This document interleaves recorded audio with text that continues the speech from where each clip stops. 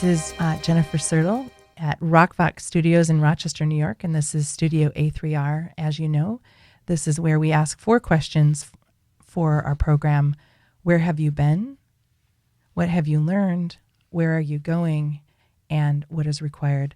Our program is produced by Scott Fitzgerald here at ROC Vox, and I always like to learn what he's up to. What are you doing these days, Scott? Hi, Jennifer. Just the usual, recording podcasts, doing e-learning, but the big thing is that we're in the final stages of getting ready to release our feature film. So that's kind of a big deal, being 47 years old and finally getting around to producing a feature film. So Bottom Feeders is coming out probably next month, which was kind of interesting because we wrapped production on Friday, March 13th. Which was when the world came crashing down around everybody. And yeah, that's exactly right. It's a big wow. So yeah, we were lucky enough to get that done. And so we're kind of hoping to capitalize on a little bit of a content desert and put out our film. You know, I know our original strategy was a regional release anyway, because we're just, a couple of pushing 50-year-old dudes in Rochester. Who are we? But we've got a solid project, so we're really happy about it. And actually, I was a huge fan of Party of Five, and I noticed that one of the people from Party of Five is on your credit roll. Jeremy London, yes. Jeremy London, that's so cool. Yes, he's an amazing actor. He doesn't get enough credit for how good he is.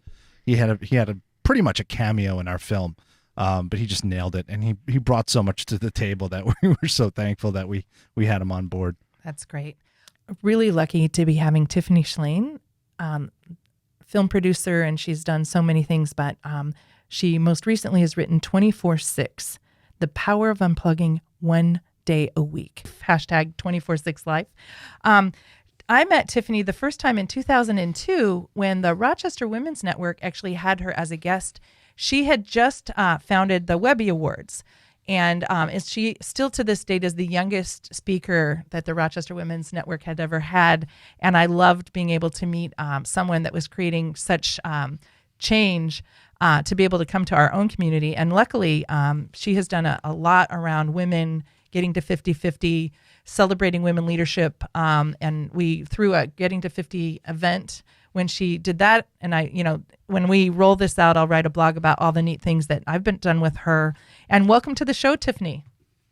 Thank you so much. I'm so happy to be here. I really enjoyed coming to Rochester, and I love all these new connections you and I have had since that, when I think that was like over 20 years ago that I came. Isn't that crazy? Like, it's crazy to know, like I think my daughter's graduated college, is now in Los Angeles. And I love, what I love about you and your programming is just that you are so respectful of your parents.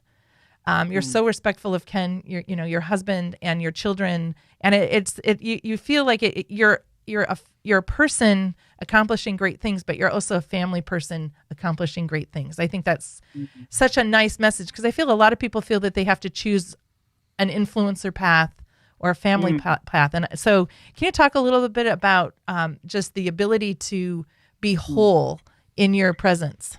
That's a really wonderful point. No one's really ever said that. And I appreciate that you said that, because I feel like I never really know anyone until I meet their family or their parents. And yeah, we're all interdependent. I mean, I am the product of, not the product, but the result of my parents and my ancestors. And I am at the end of that line there.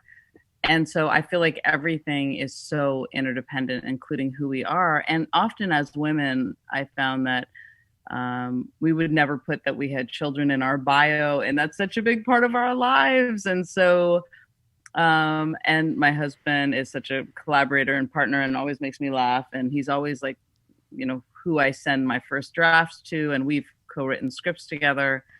So life feels very collaborative. I don't think there's anyone who there's no one that does anything on their own. And those that need to project that, I just feel like it's sad. I think it's much more powerful to show that you're a part of something, you're part of a partnership or a family or a company or a group of people that care about an issue or a lineage of activists, or that's much more powerful to me than the lone person acting like they're an auteur, or I mean, even as a film director. Yeah. First of all, I love that you finished a feature. Bravo, my friend. I did. I've made 30 films and only one feature because it took so much out of me. But thank you. but it is an honor to be speaking with you. I saw your credit list. I saw what you've accomplished, so it is my honor to. Oh, but I have to tell you, doing a feature, it's such a milestone, and I think it was kind of the way I felt about doing a book versus writing an essay or an article. It's just it's so much work, and there's so many details, and there's so many big boulders you have to push up the mountain to make it happen. So when you said that, I just felt it, and I'm grateful you got shooting done before the pandemic closed the world down. Me too. I actually, I had been working really hard on this one woman show that I kind of call spoken cinema, because I have images playing behind me while I'm on stage, and it premiered in New York February 15th to like a packed theater at MoMA. Oh. And my plan was to be touring that show the next 2 years, and of course then the whole world just halted. So you're lucky, because the fact that you stopped production means you now have a film to show. Right. And anyways, so it's been interesting how people have morphed. But anyways, back to Jennifer, your great question is that I think we are all collaborators on some level, and it's important. And I guess, I wish men would put that in their bio too. You never see that in a man's bio that's not true. Very rarely do you see the, children, and the whole person. I actually wish bios also talked about things that you failed at, because that would give a much more complete picture of what you tried and who you are. And but I think every time you have a bio, it's an opportunity to both be a bit aspirational on where you want to go and try to show a whole picture of who you are. And I think it takes people that have credibility to go first. Like I remember, he's a wonderful man. He's in his late 90s, but as a mentor, he actually flew to Rochester, and he said, I don't actually mentor anyone who I don't know their family. And I felt terrified, because I felt like I needed to entertain. It felt intrusive. It didn't feel supportive. And simply because I hadn't been of the culture of that kind of inclusion before. And he cared that much. It's funny, because at the time that he came, he said Rochester was a city that the recession forgot, because he couldn't believe, and this was in, I think it was in 2012. Anyway, separate sideline, which is great. I love where you've been and what you've learned is really important to this program. And so can you share a little bit of where you've been and what you've learned in that process? Yeah, I mean, I think when I was younger and I was establishing the Webby Awards, I was in my 20s, and I worked all the time. And I thought that was, how you did things in the world, and you worked around the clock. And now I know how much that is not the best way to live and to have a fulfilling life and create meaningful work. And about 10 years ago, I had a very dramatic series of events where I lost my father to brain cancer. My daughter was born within days, and it really made me stop and look at the way I was living. And my family and I started turning off all screens one day a week, because I was feeling very distracted by the screens and all the technology, which I had been such a champion for. And I thought it was destroying my sense of presence and focus and appreciating where I was. So we turn off screens one day a week for what we call our tech Shabbats. And it's now been almost 11 years. And it's been simply the best thing I've ever done and learned as a human. And it's based on a thousands of year old tradition called the Sabbath. And I call it Tech Shabbat. And I don't come at it from a religious place. I really come at it as this incredible wisdom that doesn't need to be framed within religion. And that's why I wrote my book 24/6, The Power of Unplugging One Day a Week, because I really wanted to share this incredible practice, and it's ancient and it's really updated for today's times, where I don't know one person, especially now in the pandemic, that doesn't feel like they're on screens too much. And so the book came out last fall. So that was fall 2019. And it was very exciting, just the response to it. And of course, that was before the pandemic. And now there's even more interest in how do we create boundaries. So the paperback comes out this fall of 2020. And it's, when you ask, what have I learned? I feel like that's one of the greatest things I have to share with people, because we are living in a 24/7 society, and where we need to be responsive and available any second. And I don't think that's a good way to live. I don't think it's a good way to think. I don't think it's a good way to create. And when you do something for 10 years, you really see, I mean, my best ideas, simply my best ideas. I mean, you're both creative people. I look at creativity like an athlete. Like, when am I going to feel most creative? It's always on the days without screens. So in 10 years, those when all my best ideas happen. Nice. So we think that we need to optimize every second and listen to, things all the time and read and post and tweet every single second. But if you never give your mind and soul the space to process what you've already received and just really hear what you're really thinking and appreciate what's right in front of you instead of being on the internet and wanting what you don't have, whether it's a news headline or an email or notification or whatever, I think we're really missing out on a key beauty of life. So I think it's one of the greatest things that I've learned. And it feels really big right now because it feels like we're only on screens more. And I think this lesson, I think people need to try it everywhere because we're losing ourselves. Yeah. I don't know if you got a chance to see The Social Dilemma, which doesn't. Yeah, to I me, saw it at Sundance actually a year or whatever in January, and I'm really happy it's come out now. And we know, and you and I both knew, and it was reported that the people that were producing this technology did not have their children using laptops, and and I kept using that with my kids to say, they have 2 hours a day that they could use it, and I'm really concerned about now that school is having everyone online. How, I guess this is a question that just came up from our conversation. It's new to me as well. But how will we support education in a virtual way and still be able to support the space of thinking? Is that something that I feel like it needs attention? I can agree more. I mean, my family has this full day every week where there's no screen. So that feels really good. But of course, I'm like every other parent right now, the other 6 days wrestling with, we used to have no screens in the bedroom. That was in our house. All the bedrooms are upstairs. Downstairs were screens, no screens upstairs. And then now they each have their school in their bedroom. And so screens are in there. And my husband and I are just rethinking, okay, well, maybe all the screens leave their rooms and they go back. I mean, it's a struggle. It's, I'm very big into rituals. I think rituals give incredible meaning to life. And I read before I go to bed with a book, and my daughter comes in with me and we read together. And so I try to, and screens are off at a certain point. They're all off. And, there's no phones in the bedroom for the kids. So we do have boundaries, but I think it's more, we need to value in society and education and everything into just having time to think. Like, Einstein had his the theory of relativity when he was walking along the river and just thinking and having time to do thought experiments. And I don't think we give any space or time to ponder and reflect. And that's such an important state to be in. And again, like I said, I found after doing this practice for so long that that's simply when the ideas connect. And there's a reason behind it. I've made a lot of films about neuroscience, and I go into this in the book, but it's called the default mode network, that your mind creativity comes from linking unusual things together. That's when a creative insight happens. And when you're constantly stuffing new input into your mind, you don't give yourself space to do it on its own. So that's why your best ideas happen when you're doing the dishes or going for a walk or in the shower. It's because you don't have any new input and your mind's working behind the scenes. Yeah. And we need to create more space for that. Right.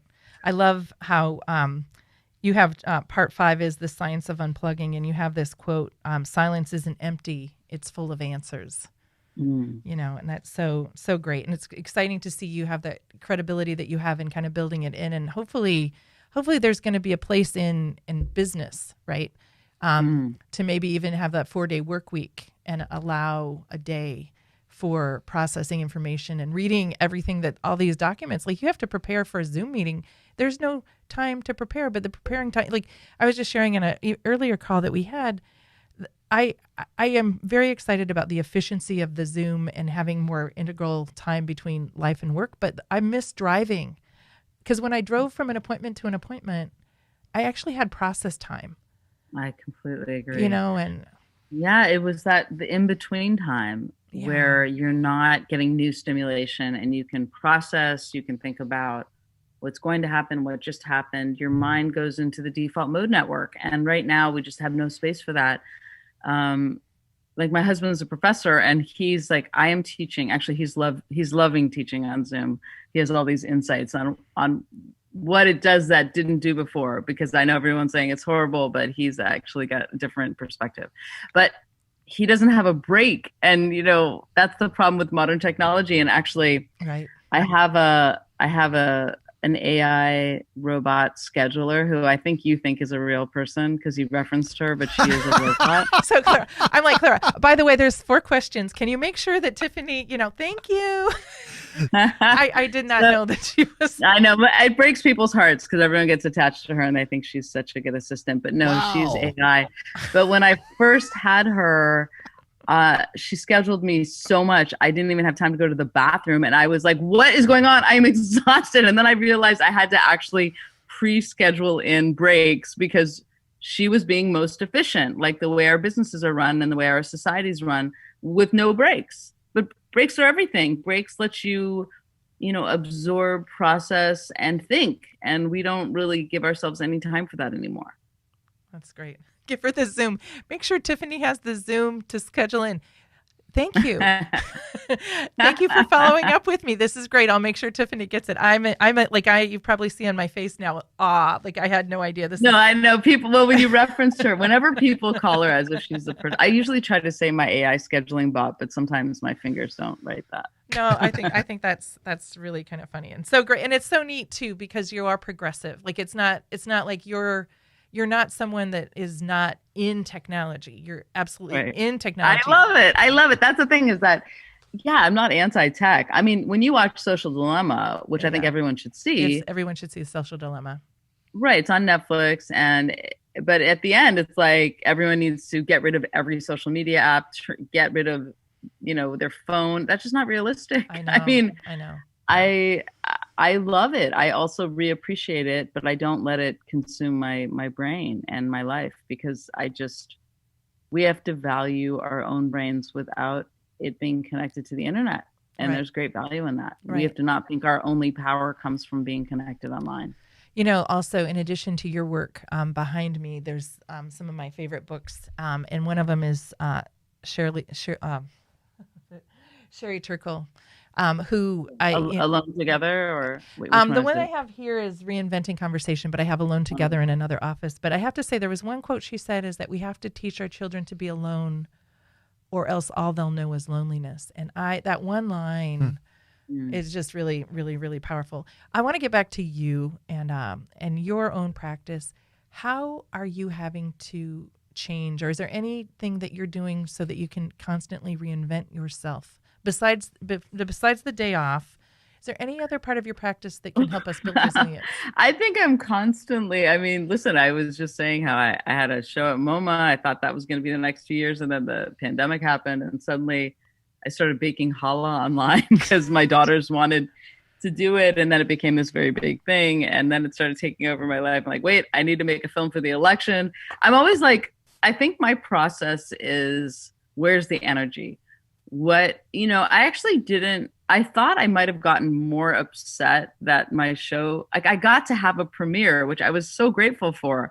Like I have so many friends who worked so hard on films and then their premiere got canceled, or, I got to have that theater experience, which nothing can replace.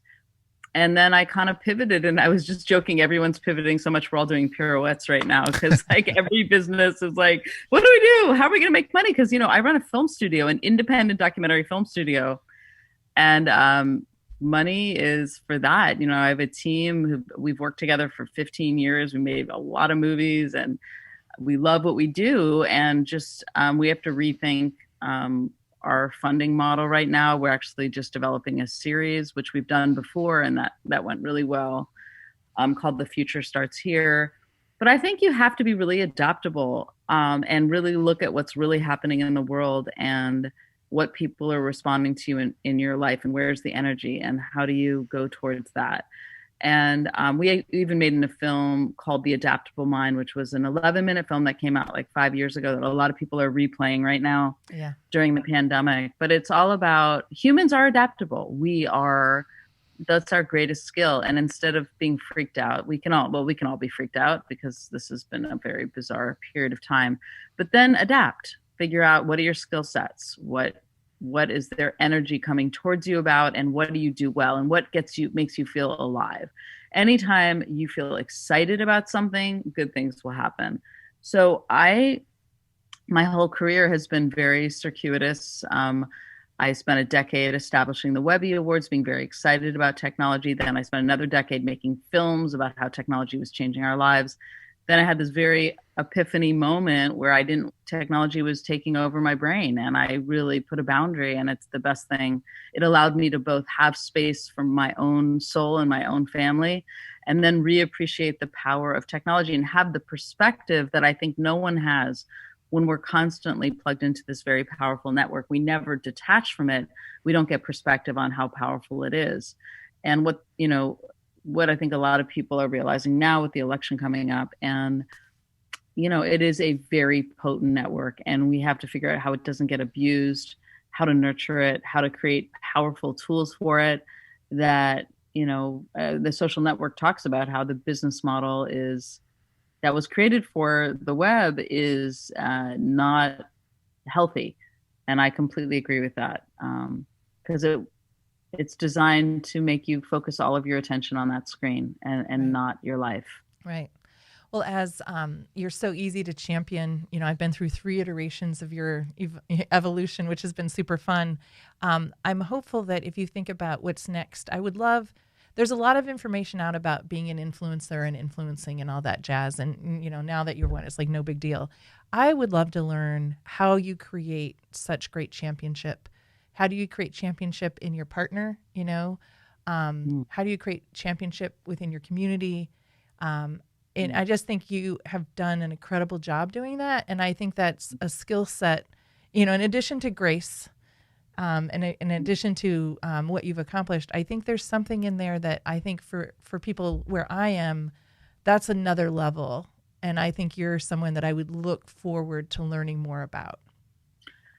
Well, thank you. And first I have to say that you're amazing at that. I mean, to watch you on Twitter is like you're a master weaver of people and ideas. You really are. I mean, those of you that don't already follow Jennifer, I'm sure you do because you're listening to this, but she every day will read an interesting article and then select the people she thinks can elevate it or get something out of it or make a new link and tags us. And then we retweet it, and it does this incredible web of people and ideas after it. So I find what you do very powerful. So I would say you do that on Twitter. And, I have a newsletter that I've done for over 25 years called Breakfast at Tiffany's. And I've made normally it was quarterly, and now I've been doing it much more frequently during the pandemic, of both things that inspire me, books and podcasts that you should check out. And my brother, who's a doctor at the forefront of the pandemic, I've been including his updates. So really, it's a curated list of things that I think will inspire you and make your life better and be more informed. And I send that out. And I would say every single person listening and everyone has a email list. Yeah. Of maybe just their friends and family and some colleagues. And everyone can do a newsletter, because newsletters is interesting. Social media, especially, they're changing the algorithms all the time. Yeah. I don't think on Facebook I see my friends' posts. I know they're manipulating that.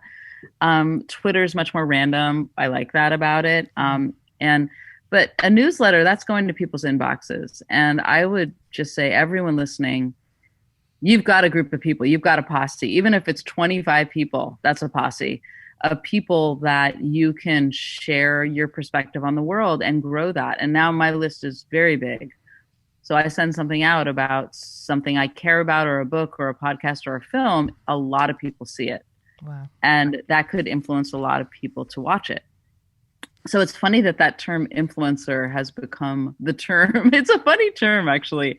I don't know if I like it, influencer. Because I think I actually don't have the best connotation with that term, because I think it was cheapened. I don't know, like 5 or 7 years ago in the social media, because people were paid to be influencers, like Right. products, and then they might not necessarily really believe in the product, but they were getting paid to post about it. But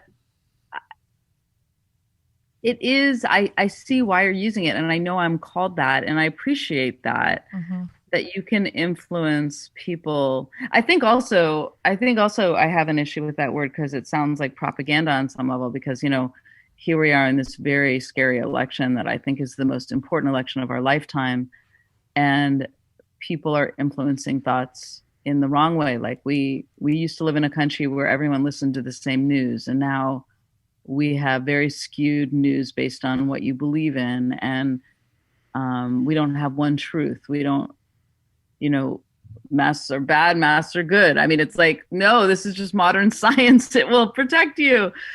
So it's interesting, the term influencer. I'm sorry, I know I went on a tangent there, That's but okay. Like Eric Hoffer had this amazing quote. He said, "You can never underestimate the influence that the people that you influence have on you." And I like, that's something that always level sets me, is because I don't want to get addicted to being an influencer. I want to be addicted to pure data and people like you that I believe are beacons. Like I would say you're a beacon. So the original question. I like that term. I'll take that. Okay. Yes. So the original. Well, it's interesting. Well, I wanted to link back to something at the beginning of the interview you brought up, because you always bring up your family, and I love that expression that the 5 people you hang out with most, you'll become. Yeah. And the people you spend your time with and the people that you follow influence your thoughts. So I have very curated, not on Twitter, because I like the openness of it, but on Facebook and Instagram, it's extremely curated. Like there's a lot of people that follow me, but I do not follow a lot of people.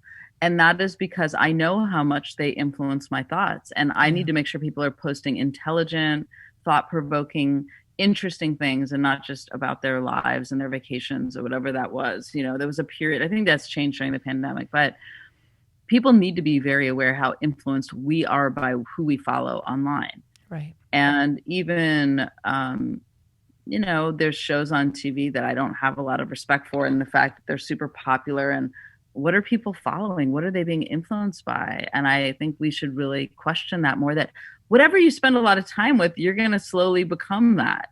Right. And what you read, what you watch, who you follow, the notifications you see, the news you read, it's influencing the shape of your brain. Because I wrote this other book called Brain Power, From Neurons to Networks, and it was all about the development of a child's brain. But really, everything you do influences the shape of your brain, the connections in your brain. So you need to be like a high-end curator of that, because you're the curator of your own brain. And if you say, I'm going to be online all the time and I'm just going to be influenced all the time, you will never know who you are. I think curator of your own brain, like that's so rich. I just love on the introduction to 24/6. Living 24/6 is a ticket to a richer life that coexists with technology in a much more balanced way. We have been lucky to be spending so much time with Tiffany Shlain, and I really believe that her message has always been about connections, connections with the brain, connections with people, connections with history. And right now, she's asking us to connect to ourselves so that we can actually be more present and then more available. So it's a deep dive. Can't wait till the paper book comes out. And I hope our program will be part of weaving your great ideas in, and let's get it out and get people practicing that space. Oh, beautiful. I love this. I love your questions, and this was such a gift. And I love what you do. I think you really provide a beautiful weaving. That's the word I keep thinking of. You weave a lot of ideas and people together. So I'm grateful for that. Thank you so much. This is Studio A3R in Rochester, New York with Scott Fitzgerald at ROC Vox. Thank you very much.